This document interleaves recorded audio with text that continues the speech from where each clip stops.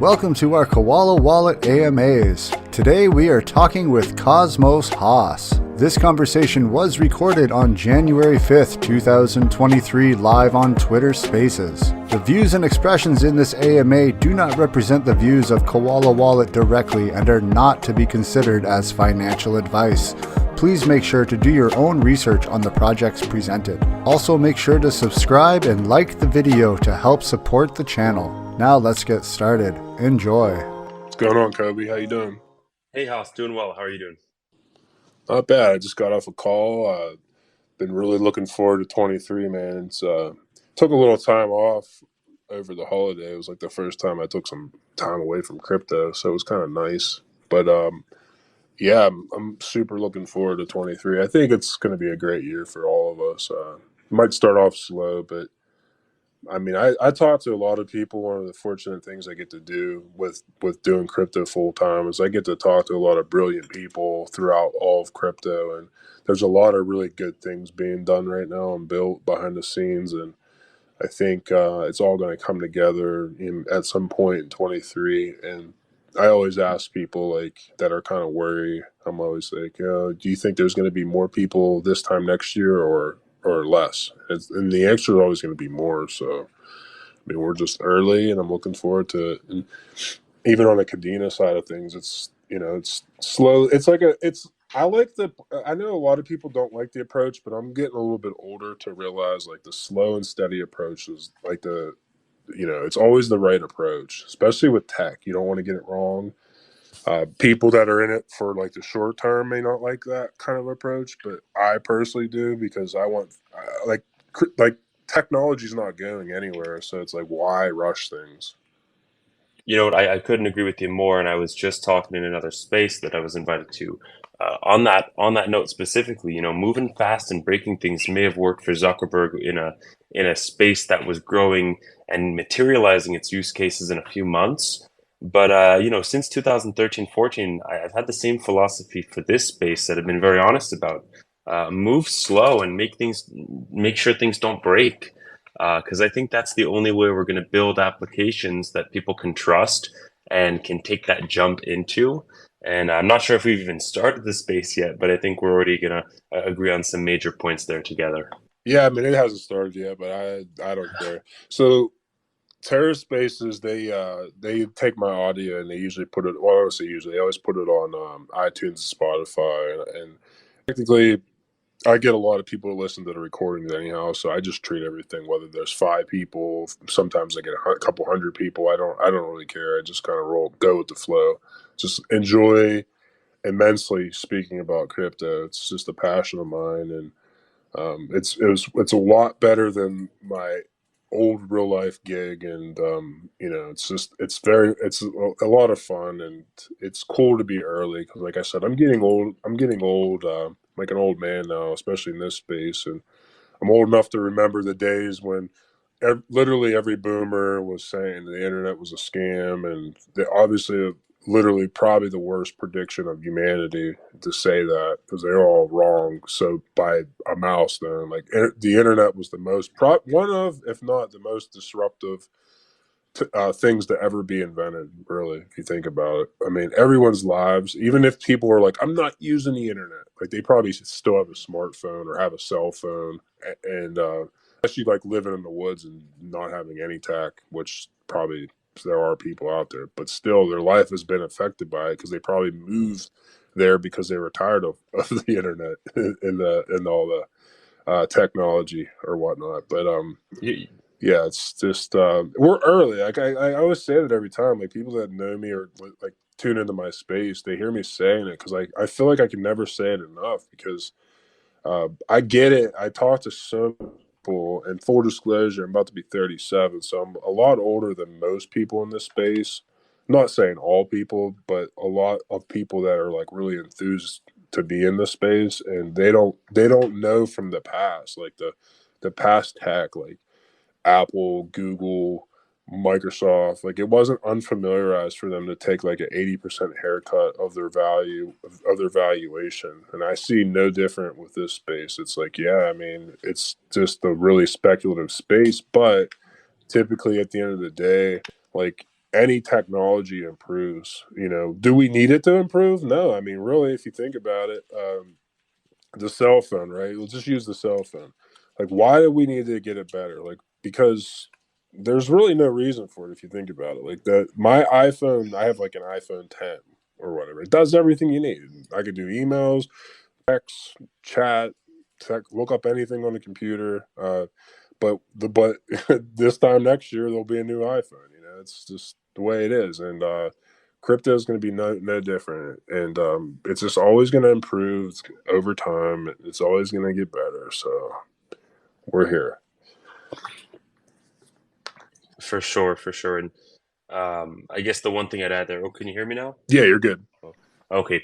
One thing I'd add there is I'm definitely on the younger side. I'm only 22 in this space, but I did not start this company alone. I started it with two guys, Tim and Angelos, who are both 48 and 49 respectively, and younger in their energy and older even in their wisdom.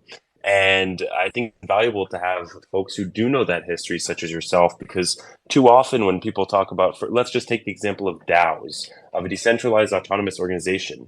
They're like, hey, this is the first time people can work together and take power back. Well, actually, no, this is the idea behind a union. This is why there were fights, for years and years about unions between employers and companies. And more than that, if you live in an apartment like I do, you live maybe in a co-op, and you're each a shareholder, and you have your stake and your say. And so, having I wouldn't call you a historian. I'm not going to make you feel old, but having someone with your perspective and your excitement is both vouching for the space. It's adding so much value to the space, and it's informed every decision I've made over my time in development and management. Because again, it's somehow a new perspective to not move so fast and make a lot of issues or errors. It's new to people just to go back to basics and build a really great, valuable company off of traditional values in a way. Yeah, for sure. I mean, you could just look right now throughout crypto, everything that has failed and just fell off a cliff. Why? Pretty much all of the answer to that is because they got too big too fast. Like Luna UST, too big too fast. They didn't take the slow and steady approach. They try to put UST everywhere, and they spread themselves out too thin. And basically, what that happened, what that did was opened up a vulnerability for attack. And there are people out there, like, I know, like, crypto as a whole is kind of like synchronized, and everyone's like on the right page and same page, and they feel like it's for the betterment of humanity. But there are people that they they don't care. Like, you drop $10 on the ground, they're not going to pick it up. They're like just the way it is. And people didn't expect that with like the Terra collapse. They thought, like, okay, well, someone will pick up that $10. They're not gonna like try to like do harm doing. And it's like, it happened. They shorted it. Blah blah blah. That story is written with that. But like, one of the reasons I was like Kadena and Cosmos is that it's like they had a vision from day one.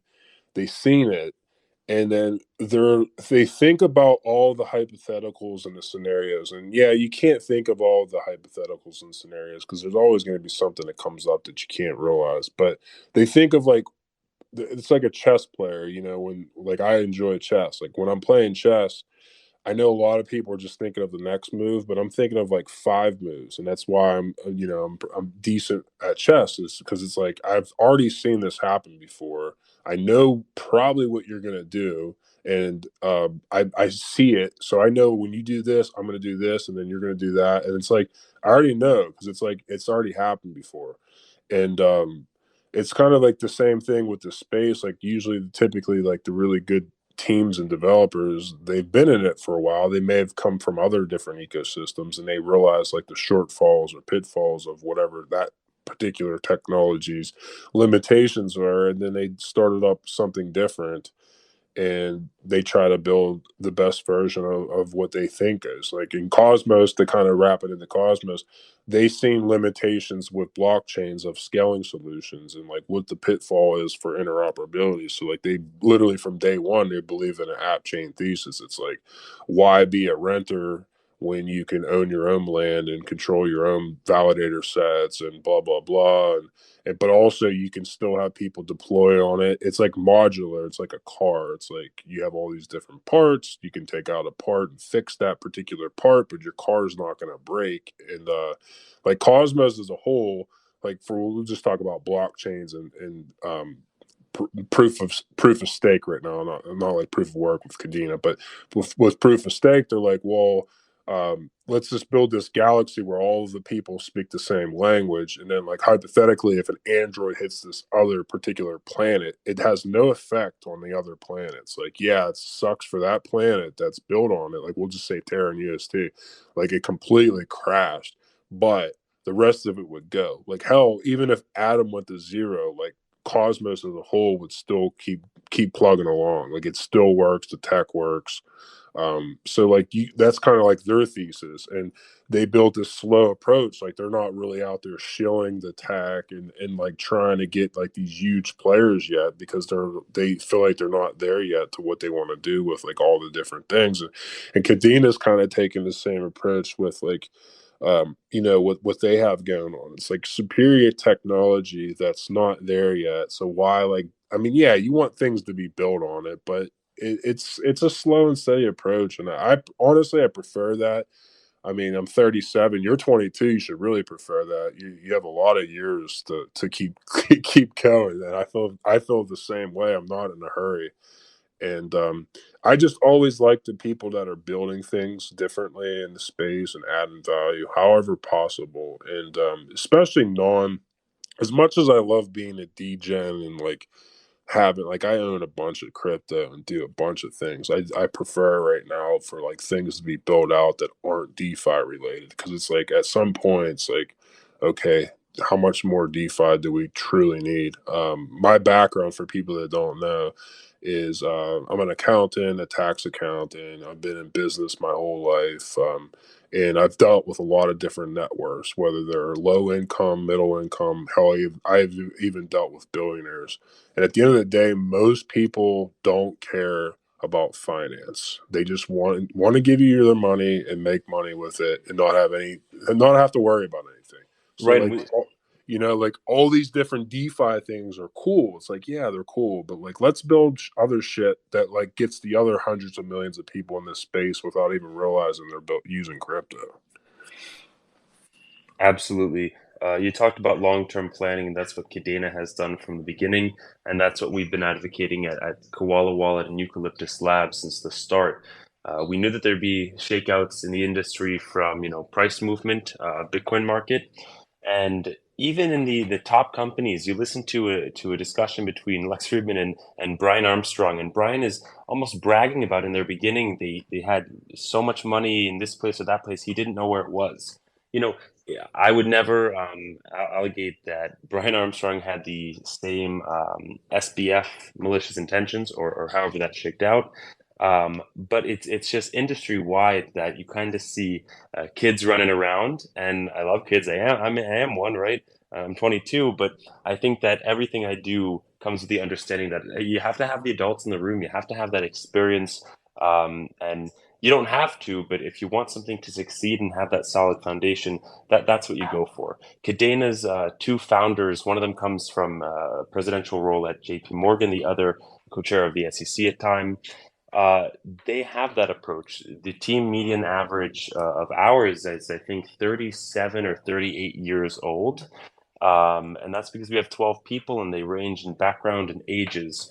So we have a lot of the professionalism you'd find in one of those standard or traditional firms, with the same protocols of, great accounting practices, great, avoidance of debt and leverage. While you also have, the young, energetic people that are willing to get on the AMAs like me, and talk about just the future, the next 10, 20 years of Bitcoin, of crypto, and what it can unlock in people's lives. So that's what we're focused on building at Eucalyptus Labs. And that's why we started with Koala Wallet, to really demo this is something we can build that immediately provides value to users. It gives them a great and safe place to store their Kadena. And we're well aware that there are other wallets out there, not only multi-coin, but single asset. We're aware of that. But what we've done differently is we've started with the approach of, We're not building this for some VC money.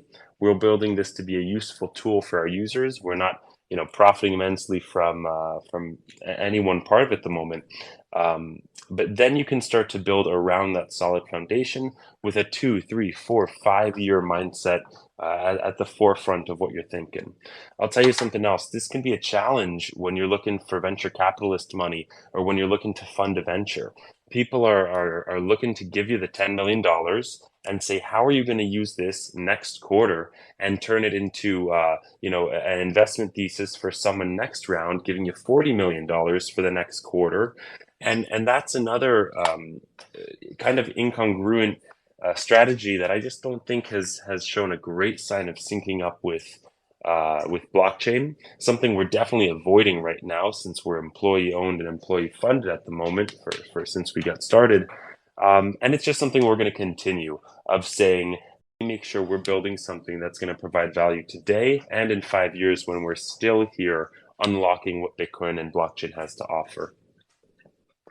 Yeah, absolutely. I thank you for segue into it because I think we should have got going. But yeah, so like I guess to kind of ask you guys questions, like if you had any, you kind of gave the background of your of the team.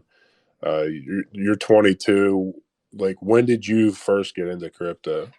I first heard about Bitcoin maybe in 2011 or 12, but I definitely didn't click on the link or get involved. Someone was offering it for a server company that I was involved with, and I just didn't know better than to say sure. But I got re-involved in 2013 when my mind could more easily wrap around a dog token, Dogecoin, right? So at first it was mostly of how can I make some money off of this, and then it was how can I learn about the traditional finance institutions in America and in the world that have been there for thousands of years? And then it was, holy shit, I'm only 13, 14, but how can I make an impact here and take advantage of something that might be the next wave in finance? And that's just super cool. So I've been lucky to be young in that space and involved for quite some time. And I really started working in the space 2015-16 when I got involved with non-custodial asset wallets. So I needed a place to store all my coins. I needed a place to store all my assets safely. And I had already, suffered my first Bitcoin exchange hack, which definitely teaches you to stay away from the centralized exchanges. And that's why I got super invested and involved in wallets. And I'll tell you something, while ICOs and DeFi and NFTs have gone up and down since that time, wallets are a place of infrastructure. They represent to me both sustainable business models, a sustainable product for users, and a sustainable approach to crypto overall. I was just talking in my last AMA that the questions we're asking every day right now in these AMAs, such as will Binance be the next, FTX, or which exchange is the next to capitulate? Which exchange has not shown that they have a reserve of your funds 1-to-1? We could avoid these problems entirely if we bring it back to the inherent solution that Bitcoin originally presented in 2008, which is self-custody. When you take your coins off of that exchange, when you put it in your wallet or your ledger or your device at home, you're making the biggest difference in protecting yourself and also taking away the power that resides in centralized institutions. I love Binance. I think CZ has done a great job in this space, but I haven't seen them really push users to get involved in self-custody, even though they've acquired and spent a lot of money on Trust Wallet, which they purchased. They've bought other wallet assets in the past, but we're not seeing them push heavily into that. And it makes me a bit skeptical, not if Binance will go under. I think they have a great SAFU fund, but it makes me a bit skeptical in, are we really still chasing the inherent benefits of blockchain? So that's why I'm still excited to be so focused on getting everyone to take their funds off of the exchange. And this can be all of your funds. This can be 50%. I hope it's around 90%. Using your 10% for trading, putting that MF2A on it, but really taking advantage of what crypto has to offer. And that's what gets me excited, the real use cases that are here today about crypto. Yeah, absolutely. I've always, as an investor, I've always invested in infrastructure for technology because it's really sound. It's a sound investment, and it might not be sexy, but it's always sound as an investor. Like like Cisco. Like I invested in Cisco, and a lot of people wouldn't invest in Cisco. And Right. but yeah, like the infrastructure is really important, and I always explain this to people whenever I talk to new people about crypto, and one of the many reasons that I'll just say I fell in love with Cosmos is that it's all infrastructure. It's literally the only place that I would always explain this to people. I was at a permissionless event in May, and it was all Ethereum and Solana and AVAX people, and they would come over. Osmosis had their booth. They'd be, "Hey, what's Osmosis?" And instantaneously, I knew they knew nothing about how IBC works or Cosmos or Right. anything. Right. So I would explain it to them. I'm like, think about Ethereum as like they speak ETH and Sol speaks Sol, or like imagine you speak Russian and I speak Mandarin. We would have no clue what one another is saying. So you would need this translator, and then you have to hope the translator is like actually being legitimate and like translating this data, this information from one another, so we can communicate. And I said that's not what happens in IBC. Like we all speak the same language. And I was like, imagine if humanity spoke the same language forever. Like crypto might have happened hundreds of years ago, like because there would have been no barrier of entry, or like there would be less war or whatever. Like everyone would know one another, be able to communicate with one another, and I would just use like metaphors like that, and metaphors and analogies, and but yeah, like to kind of wrap it back with self custody, it's really a shame because like you were saying about Binance and like for example Binance, KuCoin, uh, Crypto.com, they all use Tendermint. They all use IBC, or excuse me, they all use Tendermint, which is basically the layer for Cosmos, and they can instantly IBC enable. All they do is upgrade their code, and not too long ago, when there was that Binance hack, it was because they're lazy and they weren't updating their data, like their software, and they technically can IBC enable and be a part of Cosmos, like if they wanted to, but they're choosing not to because I think eventually all blockchains will IBC enabled because it's the future. Like, why would you want to go to a Starbucks and it's like, hey, you have Android, the Wi-Fi works, but dude, you have an iOS that's not going to. Like, that's not the way it works. And like crypto as a whole right now, this is extremely why we're so early.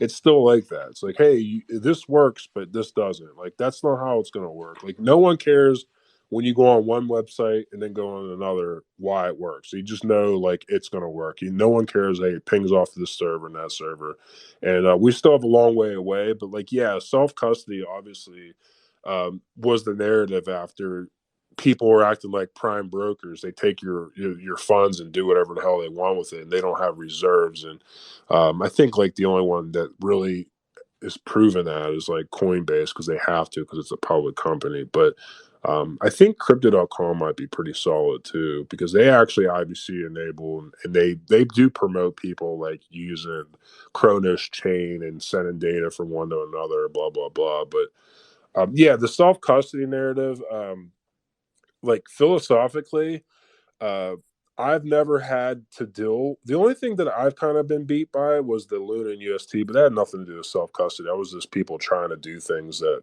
whatever. But like the people that had like FTX and Celsius and BlockFi and all that, I guess my experience with finances, it just never made sense to me. Right? Like I'm already in this like really risky speculative space. Why am I going to give you all my money, my keys to my kingdom for what, like a 5% return or whatever? Like it made no sense. So like I never got exposed to that because I'm like I'm not in this space to make 5%. It's so risky. Like this Right. shit Go could to go a to bank, zero. right? You can get Yeah, a exactly. CD for 4 at your local dealership. Yeah, exactly. So like if I'm in this space, like I want to have my keys and on a ledger or whatever and be able to like move or go anywhere in the world and still have those funds. I'm not going to get I don't want permission. Like to kind of give you a random story, one of the banks that I used to be affiliated with, every single time I would go to make any sort of withdrawal, they would always ask me questions like, "Hey, what are you doing this for?" So like I got to the point where one day I said, "Hey, I want this on my file. If you guys ever ask me ever again what I'm doing with my money, I am gonna instantaneously I'm removing myself from this bank. You'll no longer have me as a customer." So what lo and behold, I don't know, months later, a year later, I go into the bank and some idiot is asking me like what I'm doing with my money. Like, why am I taking out this cash withdrawal? And it wasn't even that much. It was like a few $1,000s or something. Like, it was really Right. uncomfortable, you know? So I just like went to another one. Like, that whole, like, that thing, you know, it's like I don't want permission. I work my ass off for my financial wherewithal. Like, don't ask me what I'm doing with it. Even, you know, it's not an appropriate question. And it's Yeah, kind and of like the this same. It's like the same thing with like Celsius and all that. It's like you have to like get permission to get your money. It's like no, no, no. That's why I do DeFi. That's why I'm on Dexes and I provide liquidity because I know anytime I want to withdraw that money, it's my money, and that protocol or platform can't tell me no. You know, it's like it's. But Yeah, this really reminds you as well that for you, I think that's perfect. I think that any bank who doesn't have that Cosmos HOSS in its file, if they're not listening to your file, they need to wake up, right? Banks are realizing that it's more about the personal interaction that you have with your own finances than really anything else. And now that's the sole focus of banks, investing in AI that makes it your customized banking app with your insights, your information. Because the last thing they want you to do is say, hey, what if I use my own information, my own tools, my own decentralized knowledge? They don't want you to do that. That undermines their business model. Now, I'll also say this, that I'm definitely a maximalist for crypto technology, but I also well understand that every single year, hundreds of millions, and I'm pretty sure the number is billions of dollars, are stolen from the elderly by popular scams where they're sent to the bank. They say that the money is, for their friend because they got called up by the IRS to buy gift cards. So that's a really good demonstration that I don't think that crypto certainly is not ready for everyone. I don't think that in the next 2 or 3 years, every bank is going to be operating like a crypto vending machine. And that's okay. What we need to do is find a good transition rate where we can build great things that don't break. And it's not too uncomfortable for people, where they can still have their institutional banks who learn to adopt and use these technologies to their benefit and ours. But I'm not someone who plays in the 3 year mindset that this is going to look like Facebook's rapid expansion. I think that was a very specific type of case, and that we probably won't see that similar field for a while. But separate from the use cases in crypto. But when it comes to finance, I really see a 10 to 20 year perspective in terms of shifting towards digital assets, shifting towards transparency and comprehensive asset protection on exchanges. So just as banks are going to be slow, I think centralized exchanges and institutions that already exist in Bitcoin are going to be slow too, because they're not catering to the crypto user anymore. They're catering to a really large market, and that's something to be celebrated. So I'm never railing against Binance. I'm never railing against those banks too much, although a little bit. But it just reminds you that there are so many niche roles to be filled into this space. yeah, absolutely. So like to tie it back into you guys, like how many people are on your team right now currently? So right now we're sitting at just over a dozen. That's what we wanted to be about 6 or 7, 8 months ago when we got started. And I think that we'll sit here for a while. It gives us a really good agile and modular ability to develop quick and develop strong with a really good cohesive clean code stack. But since we started, we also said that our team needs to be a full machine for both developing UI product and most importantly and specifically for product marketing and community, that is. So that's where we've really stuck in the team growth of our marketing community teams, and it's been really fun to expand those in crypto as of the last few months. And then like as for your team, you're like the dozen, are you guys spread out throughout the world or are you kind of like in the same area? We're super remote. So I'm the only one who's here on the East Coast in New York, and other than that, I'm usually up 24/7 playing time zone bingo of who I can catch and our scheduling. There's advantages to this, such as a hand is always on the product. Someone's always at the driver's seat, making sure that things are getting worked on and done. And of course, this can also make scheduling just a weekly meeting wrap up kind of a nightmare. But we've been lucky to be working remote and online since about myself 2011 and my teammates also trailing as far back as like 2008 and 9. So it's nothing new to us, and we're quite adapted to this type of schedule. Yeah, that's the beauty of crypto. Like crypto has allowed me on a personal note to like have the flexibility to tell my real life job to like piss off because one, I just like how much fun is it doing the same thing over and over every single day? Like it's not for anyone unless you really love it. But crypto is just that it's just that unknown and the uncertain and just like the nonstop information and the whole beautiful thing of like there's no borders in crypto and everyone could be anywhere and it doesn't matter where you're from or what your ethnicity is or race or like any of that stuff. None of that matters. Like it's just like we're all on the same mission to build things and have fun doing it and trying to change the world for a better place. And I jokingly say this, but I really truly do mean it in my core that like I really firmly believe like crypto is one of the last chances for humanity to right the wrongs of all the wrongdoings and just the inequalities of like how the game is played. Like I understand the rules of engagement of like the tax side of it, the finance side of it, and it really is it's screwed for like just the average person. I mean, hell, you said you're in New York. I deal with people all the time that they don't even know there's three branches of government, and like they have zero clue about taxation. They have zero clue about anything really. Like they're just clueless. And why? It's because I mean I'm not trying to be like a conspiracy theorist. It doesn't benefit anyone for people to like educate them. And I think what's so cool about crypto is it's like a set of parameters, rules that everyone has to engage with.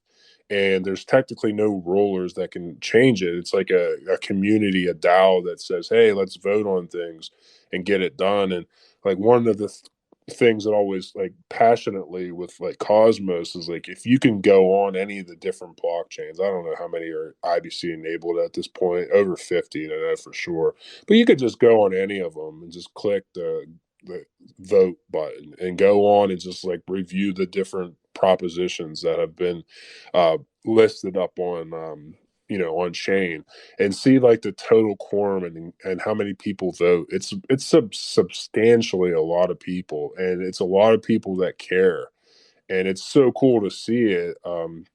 Because like even on that side of things with crypto, it can really change and alter like the political realm of things with governance for a better for better. Is it going to be perfect? No. I mean, think about it. There's been thousands of years and like politics and voting has it's not even anywhere near where it can be with humans, but at least with blockchain it can kind of like narrow that gap of just everything. And yeah, so like I kind of go off the rails with things, but there's so many different use cases with crypto that's just so fascinating to me. Like I know a lot of people think of crypto, they just think of like tokens or whatever, or like JPEGs for NFTs. But I've been around to know like how many different things there are, and how like crypto can save companies money, make it more secure, how it can improve governance, how it can improve like any business. Like, and we're not even there yet. Like, really, I look at crypto like when Steve Jobs was building the computer in his garage, and Mm. initially he started building it for businesses. And then people were like, "Hey, can you build me one too? I really like that." And I think one of the issues with crypto right now is the fact that we kind of like went ahead of things and didn't start from the ground. It's like we're trying to get too big too fast. Not everyone, but just as a whole, it's like like we were talking about infrastructure. Infrastructure is the most important thing. I tell people this all the time. I'm like, Ethereum's this like really cool skyscraper, right? But how the hell do you even get over to that skyscraper? Then when you're in that skyscraper, you go on the elevator and you have to pay a fee to go up each floor. Like I was like, it's not sustainable. It's not the way it's going to work. And how do we narrow the gap of that? And like, like one of the things with Cosmos is a lot of people that initially built that started with Ethereum EVM, and they're like, look, this is the limitations, the scale, like these are the issues, the pitfalls, like let's do it better, this is what we're going to try. And but yeah, like it's what's so cool about like crypto as a whole.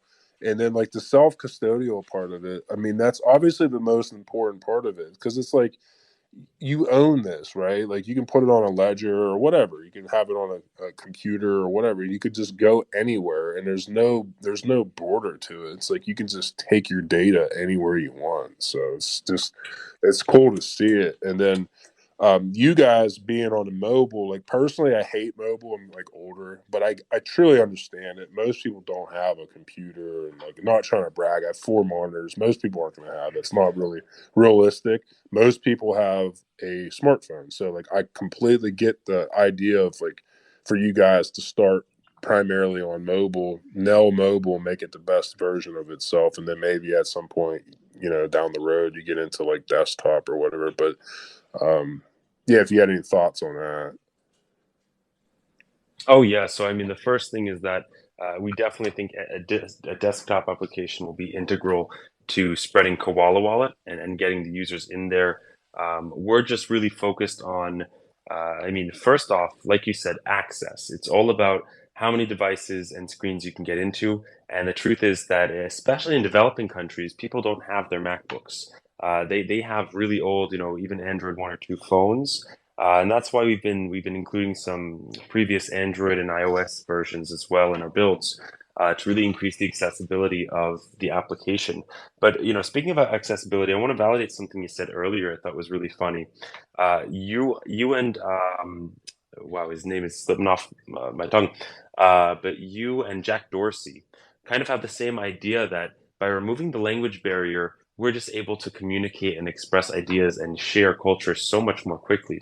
And he expressed that idea most, specifically, I think actually at 2018 Consensus right here in New York City.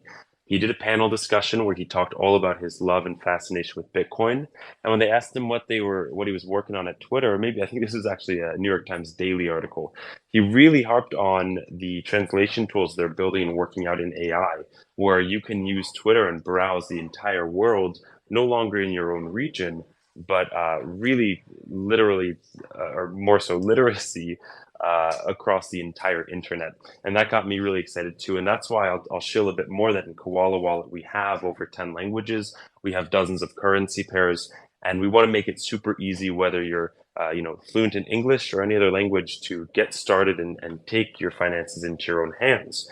Because that's an education process, and one that we've gotten very good at, and we look to become the best in. So that's definitely one of our biggest goals. I think as well, something you mentioned is on financial literacy. I would call you a conspiracy theorist if there weren't empirical data that corporations don't want you to, take control and realize that the only reason Facebook sells your data is for marketing. The conversation is always, should Facebook be allowed to do this or this? I mean, first off, just look at their business model. How about should corporations be able to sell and profit from people's data when, if you ask probably 90 out of 100 people, I guess 9 out of 10 people of those companies, they have no idea about the ways that their data is being used. They might think that that company is telling another your age or your name.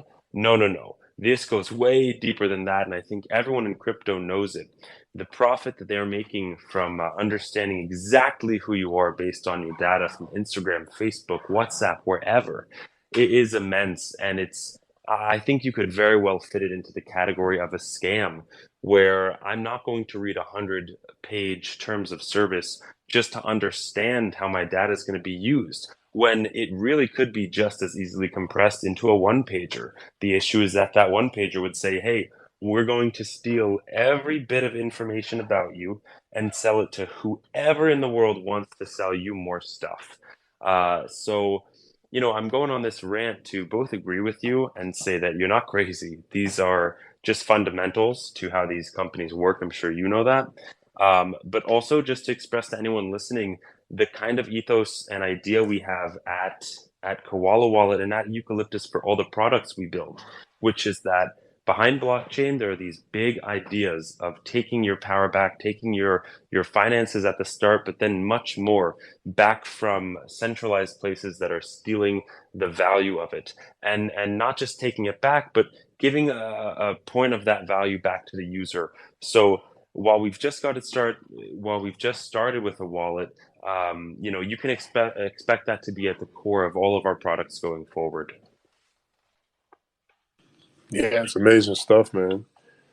Yeah, so like, is there anything else that you think about in general with like Kadena? Like how's that been? You know what? Actually, my question would be, I get it that because I've spoken to so many different teams. I don't know, maybe at this point 8 teams or so that their whole play was different wallets and different ecosystems.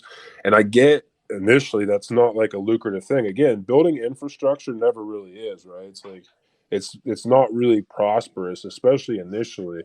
So like to help with, you said you guys have like 12 people on your team. Did you guys get any grants from Kadena? Like, how did that work?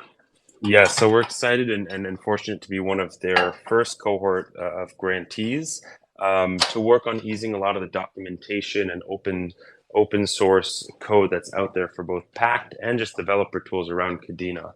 Our experience working with Kadena has been fantastic. Ever since I met Will Martino in a bar, I think 2019 after Consensus to talk about wallets with him, they've been on the same page, building out, locking up their tokens for 10 years, saying that we know these technologies are going to be huge and evolutionary in people's lives, but we're just not there yet. And when we get there, we don't want to be building on sand. So we feel like we're taking steps in parallel with them. And by being one of their first grantees that has that mindset, aligned with them, we've already seen that they're super receptive to working more closely with us, to helping us spread the word of what we're working on. And they're just a really fast growing team that, I'll be the first to say in the past years, they were not masters of their communication or marketing or even growing their team. But from being up close and personal with them these past few months and this past year, I can just tell the community that they have some great things to look forward to in 2023. And you'll hear it from the horse's mouth. Kadena is going to keep you updated. You should go follow them after you hit up at Koala Wallet, who's listening to this space now. I can chill for days. But yeah, we're so excited to be one of the grantees. And one of the first things we're doing in this upcoming month is open sourcing our WalletConnect 2.0 work so that any application can connect with Koala Wallet on Kadena's network. And that's something that we're really happy to be getting out there. Nice. So I mean, like crypto, it's like all about community. And in fact, like not to bore you, but like my crypto journey kind of started after COVID happened, and I just got really fascinated. First time I had like free time to like really do a lot of research, and I always understood what crypto was because I've always loved tech. I've always been able to build computers, and I've been in tech my whole life. Not with a job or whatever, but just like the passion and enthusiasm for it. So anyhow, it was really cool. I got involved with crypto and back basically summer of 21, where technically I started actually earning crypto from helping out with osmosis with like their support lab and other things with them. And it's like the first time where it didn't really matter. You can actually become a part of a community. So like for you guys being relatively new, How do people maybe kind of take that jump or leap or try to find out more, become part of your community? Like, what's the best place for you guys? Like, most, they have Discord and Telegram, and I mean, personally, on a personal side, I prefer Telegram, but I get Discord because it's better for like internally. So, like, what do you guys have for the community? Yeah, so the first thing I'll say is we always look as to how we can provide value in our communications for the community. Marketing is going to be marketing. We're going to be trying over Twitter and Telegram to get the product out there to let people know we're actively developing and moving. But for the people that are invested in checking out our progress every day and moving with us, we found that Discord is a very effective tool with our Epic community head, Chris, who's always doing AMAs. I think you've spoken with him, talking to community members, to projects in the space, and keeping everyone updated on the latest and greatest. So that's one way we thought to really provide value in supporting KPN, which is where you go to learn about your projects. But it really has been winning users over. You can build a great product, and I think we've done that. But more importantly, we don't make promises that we can't keep, or at least we really try not to. And that involves from the planning stage of what we're going to pump out in a few months to the actual marketing around it. I really hate when you see a movie trailer for something coming out next year. I get it. You're supposed to hate it because then you're like, oh man, I'm excited in a year, but I don't want to wait a year. That's not the economy in the world we live in. So when we have a development coming out at Koala Wallet, we are in testing mode by the time you hear about it. We launched the wallet within a 1 month time frame after letting people know about it. I think it might have even been 3 weeks, but again, I'm trying to be transparent and clear that it took us a long time to develop. And while we wish that we could have said, hey, in a few months you'll have an amazing wallet to use and store Kadena in, we did not want to put users in that position where they had to trust a 2 week deadline or a 10-week timeline. It's not a vouch against our planning. I think it's just an endorsement of treating your community right and fulfilling the promises you make, and just being open, clear, and transparent with them when you make them. So one of the that's amazing to hear that. I was just thinking about my own experience with like Kadena, and one of the only like I don't know the things that I didn't really like or was kind of just like this is kind of annoying was the whole like channel thing. Like, how does that work with your mobile? Like, does it like know how much you have on all the different channels, and does it automatically know? Like, let's say I connect my Koala wallet to whatever application I'm using, like Cadix or whatever. Does it automatically know, like, hey, it should be on channel whatever? I think it's channel 2. I can't even remember, but whatever channel that particular app is on. So right now, like you said, for those who are just joining the space, Kadena has 12 unique chains. Oh, I'm sorry, 20. Whoa, brain I don't know freeze. why I said channels. I meant to say chains. I don't know why I Yeah, said that's that. all right. You can think of them as channels, though, because eventually the goal is that we don't have to have this discussion. All these chains are just the Kadena blockchain overall. They're kind of braided with each other. If you look it up in their white paper, it's not only like really mathematically complex, but it has some pretty graphs that are really beautiful to go along. So it's worth the read, anyways. What we do in the wallet right now is give users the choice to select from these chains and send to a specific application they're using.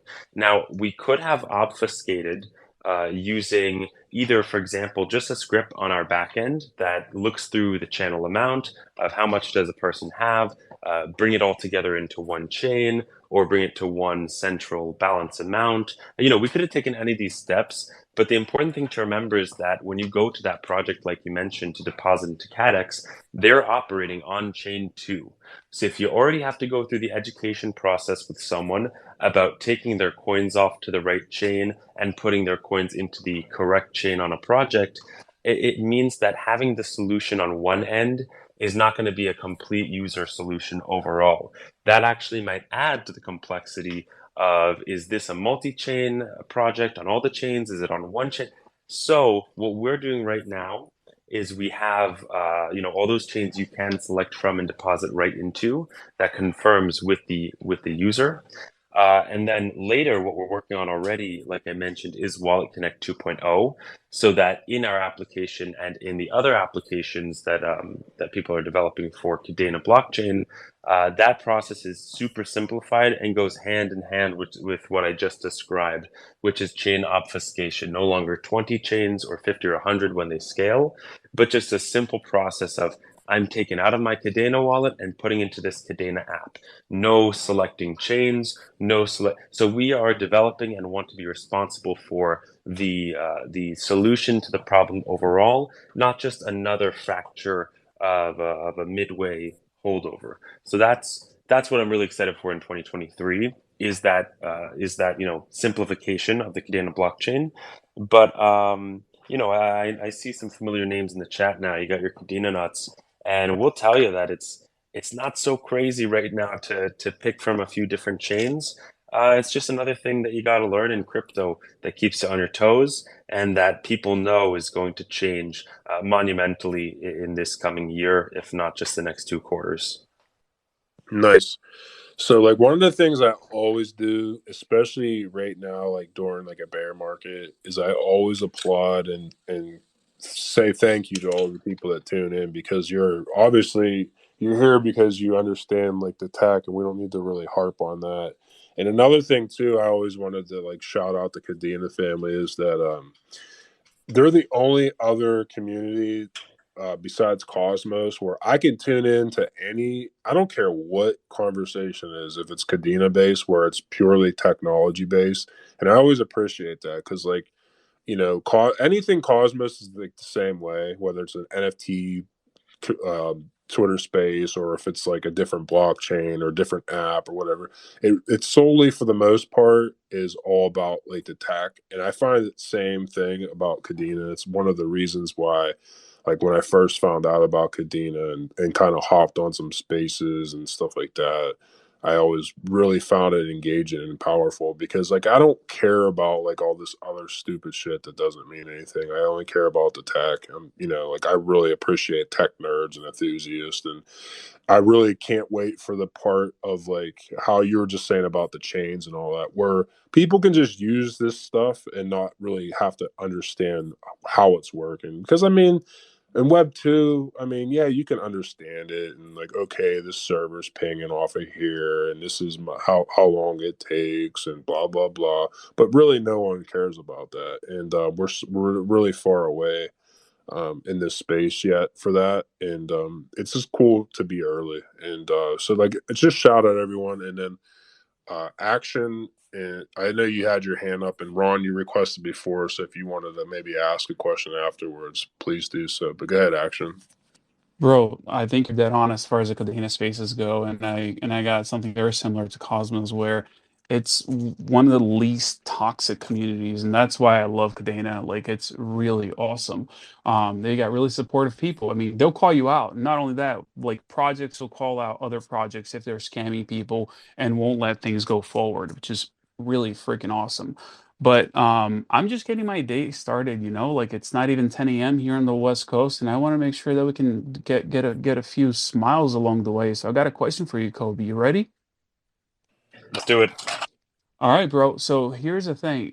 Do you regret launching the Koala Wallet so early without the main functionality that is required for the Kadena blockchain? The one thing that they have building right now, um, NFTs. I'll tell you something. No, not at all, not one bit, and here's why. Soon after we launched, I think it was KuCoin, which is an exchange I use sometimes for small transactions. They locked up their withdrawals. I think it was literally their withdrawals just a short time after we launched. They do it from time to time. People speculate it's from the tech side. People speculate it's because the price was moving. Whatever. That aside, the moment that we launched our wallet, the barrier to even just having any place to store your Kadena. Shout out to X Wallet, shout out to Kadena's wallet Chainweaver that you can use on desktop or in browser. They provide that functionality, but we think we provided a whole new level of customer support, customer service, customer community, and ease of use in taking your funds out of an exchange, which, if any of those exchanges that support Kadena had in that time gone down or say faced similar things to FTX, I think that question would be, kind of self-answering. So we didn't want to delay on delivering that. And the second part of that question on NFTs, which are absolutely an upcoming feature in Koala we're excited to bring, is that we didn't want to launch NFT Vault feature and say, here's a place where you put your NFTs and they sit, and maybe once a month you check on them because you think they'll increase in value. We don't believe in just that aspect of NFTs. We know that people want to make any implementation of NFTs valuable. That's why we're developing features like Showcase, where you rotate your phone and suddenly you've got a beautiful way to share your NFT, not just sitting in another grid in some wallet that you don't want to pull out. So we want it to be more fun and accessible to share what you love and have stored in your Koala wallet with others. That's why we've taken a longer time to develop NFTs into the wallet. That's another component is the standards that are coming out from Kadena that we're working with to implement. So I really appreciate the question. And Action, you've been such a continuous supporter of Kadena projects at whole, that just thank you, and thank you to anyone who's listening and tuning in, because like Haas said, we know the tech, we know our opinions, they're not going to be crazy or shocking, but the fact that you guys are here willing to take that journey with us is just, it's awesome. And it really, we talk about it internally all the time when we see positive tweets and feedback and those 5-star reviews, which I hope you'll all leave in the app stores.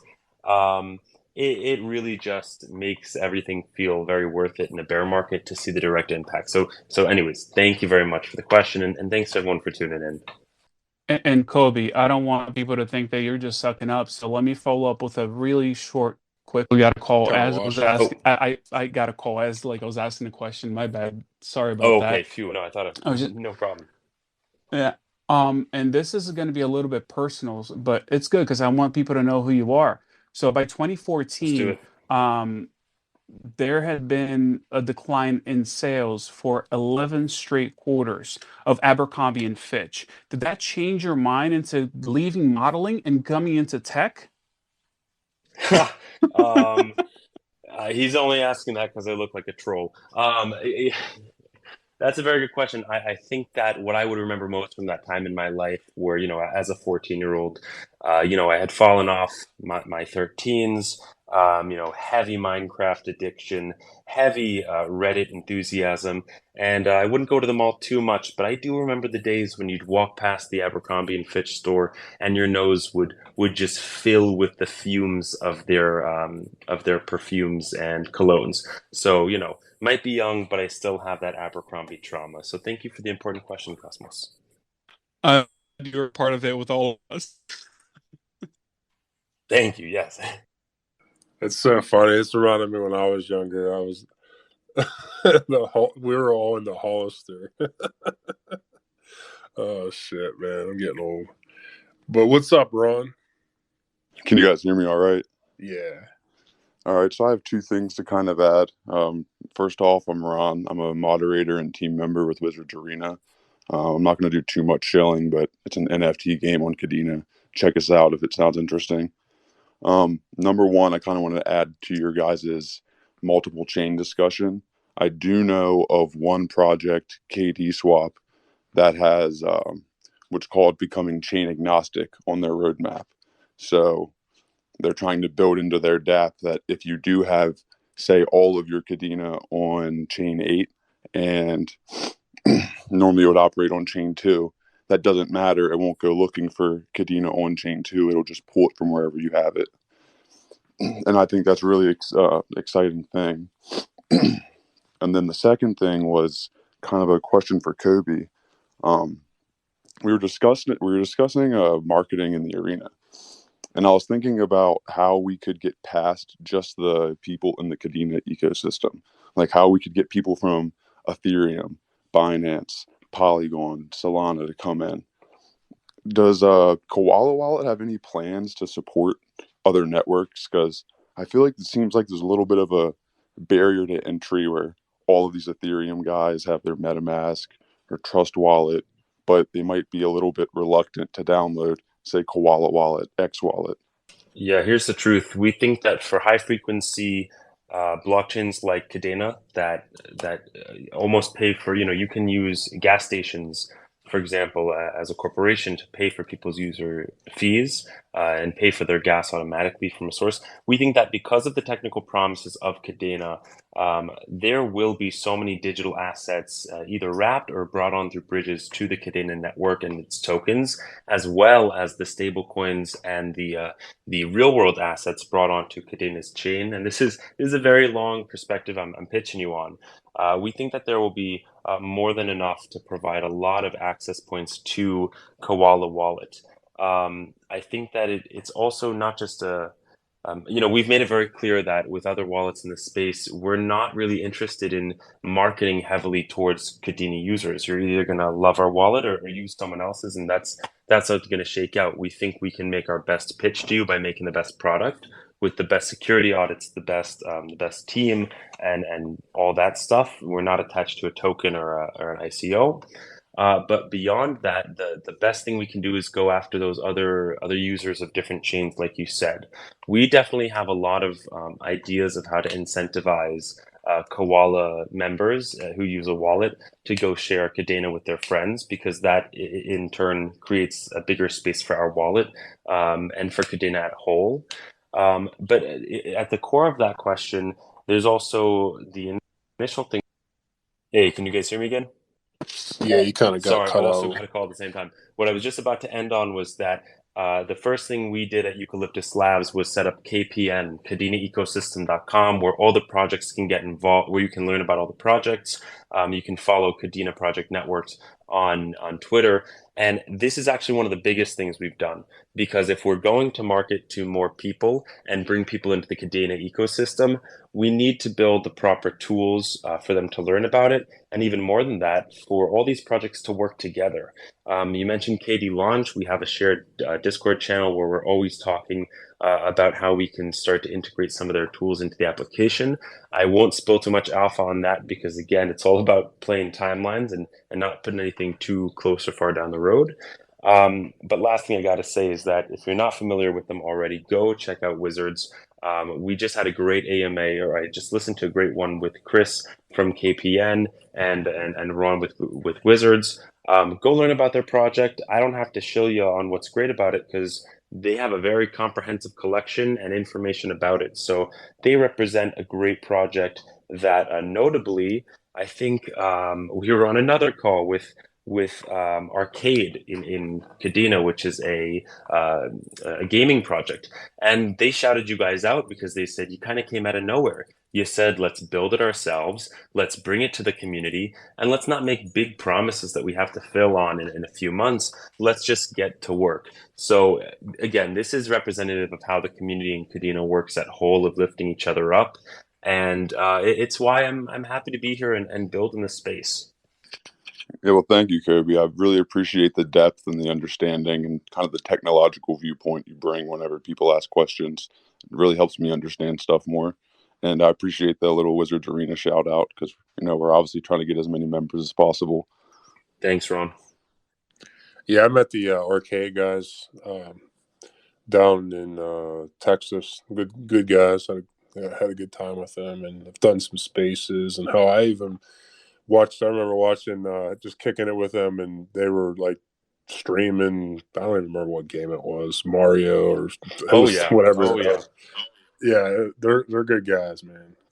Good times, and yeah, man, it's we're just early, and I just accumulate and I use different things on Kadena, and I don't have as much time to stay in depth with like all the new developments, and that's kind of why I like doing these Twitter spaces, and when people DM me some stuff, and it's what it's all about. And like for your question about like how do you bring over the other ecosystems, I don't know necessarily like because if you think about it, right, like how many people are really in crypto? Probably like a few percent of people in the world. It should be more. The question should be more about like how do we get new people in this space, because from my understanding and experience with things, it's almost like we're all different tribes almost, And like once someone's in a tribe, they kind of just like stay there. Maybe they'll delve out a little bit. And NFTs are kind of a good way to like reaching across the aisle and getting people, because there are people that just like art, like myself, and I don't really give a shit where the NFT is. I don't care what chain it is. And in fact, my one non-financial advice thing that I wanted to do for myself was to have like at least one NFT on every major chain encrypted. I believe that'll be around for like the next decade or whatever. Maybe that brings me into zero yield, and I never really do NFTs for yield anyhow. It's more about collaboration and just being a part of an exclusive group where you can bounce ideas and probably and learn things, within that community. And I find that to be invaluable. Like, for example, the first NFT collection on Secret Network, which is a privacy by default smart contract platform on Cosmos, I got a part of the community, and every person, it's a small community. Like the first edition was like 480 total mints or whatever. But anyhow, I was a part of it, and just like to being part of that group, you have to verify the NFT, but they still didn't know who you were because of like the privacy aspect of it. Anyhow, I'm in the group, and like you can just like lurk in the conversations, and yeah, you can be a part of it, but you could just read different conversations. And the people that are in it, they went to MIT, they went to Cal, they went to all these prestigious universities, and very brilliant people in the space, and you can kind of just learn from that. So it's like I bought this. Have this NFT. Yeah, maybe it's worth a few K or whatever it's worth, but it's like I can get so much information. Not only that, it's really easy for me to go on there and say, hey, so and so wants to get a hold of you, or would you like to do this or that? And it's like it's instant information. So like I look at NFTs the most for my experience as being a part of like an exclusive club. I ask this question to people. I talk to a lot of boomers that are like, hey, these NFTs seem so stupid. And I was like, yeah, I thought that initially as well. But let me ask you something. Would you rather pay like say 10K for a country club membership, and then every single time you go to the country club, you have to pay a green fee, and if you want to eat food, you got to pay for that. You got to pay the fee, and guess what? Next year at the same time, you got to repay it again. And or would you rather have like be a part, I'm not saying all of them, but just be a part of a really cool NFT community, pay a one-time fee, and then you're in there for life. And then how that thing can appreciate. Maybe you get money back, maybe you don't, but at least you have that, and so like I view like the NFT scene as a good way of kind of reaching out, maybe getting other different ecosystems in. But again, it's like I people ask that question in Cosmos as well, and it's like I'm more about like let's build things where people will be in this space that won't even know about it. And like, what's the best way of doing that? Like my opinion is gaming, right? Like everyone games. Probably almost nearly everyone under the age of like 45 or 50 has probably gamed at some point in their life. It's like who hasn't gamed, and like you earn these skins, or like we'll use Fortnite for example. They've basically have had crypto their whole since they existed. V-Bucks is basically a crypto. It's like their currency. But imagine having all these different skins and different upgrades that you earned, and then being able to sell that particular skin or thing. Like that's going to be a part of crypto in the future, and people won't even have to know they're using crypto for it. And like that's a good thing. Music and fractionalized shares of real estate and all these different things are going to come to crypto, and that's how you bring over millions and millions of people. And then maybe after that they kind of like, hey, let's go check out this and that, and so that's kind of my focal point of like let's just get more people. And I don't know, like I said, in my real experience, like people don't give a shit about finance. I'm not saying everyone in crypto doesn't, but just the general consensus of human beings do not care, and they never will care about finance. And that's the reality of it. So it's like let's build shit that like gets them over here without them maybe even knowing they're in crypto, and then that's how this thing really works. Right.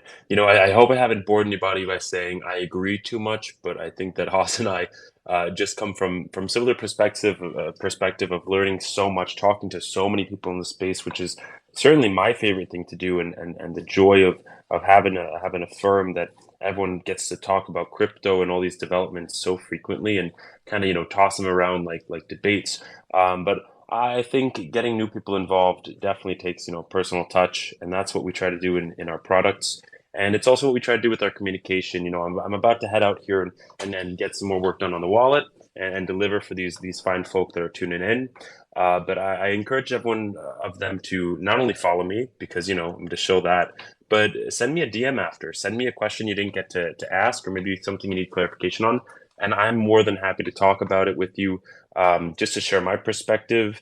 And I always caution, it's from a 22-year-old. Take it with a grain of salt. I think I have the experience and the trust of quite a few people off a track record, but I'm going to keep proving that to the Kadena community, to the traditional finance community, and it's only because of what the great community enables and allows us to build for them. So thank you so much, HOSS, for having me on. Thank you to those who joined today and asked questions, and I'm just thank you again.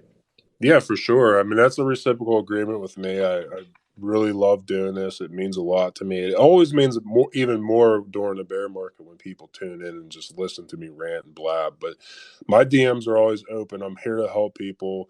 People have helped me through my journey, and that's one of the reasons I started doing Twitter Spaces and all that, is I wanted to mitigate people's learning curves because I had to spend thousands of hours to get to where I got, and it's all about giving back. And I think the crypto community as a whole, especially Kadena, Cosmos community, it's all communitarian. It's very empowering. It's and take appreciation and pat yourself on the back for kind of falling into this however you did, however you got here, and just continue to learn and grow and educate yourself, and and help people out, man. It means so much when you help someone out. It's way better than doing something for yourself. So I appreciate all of you, and kudos. I hope you guys all have a great 2023.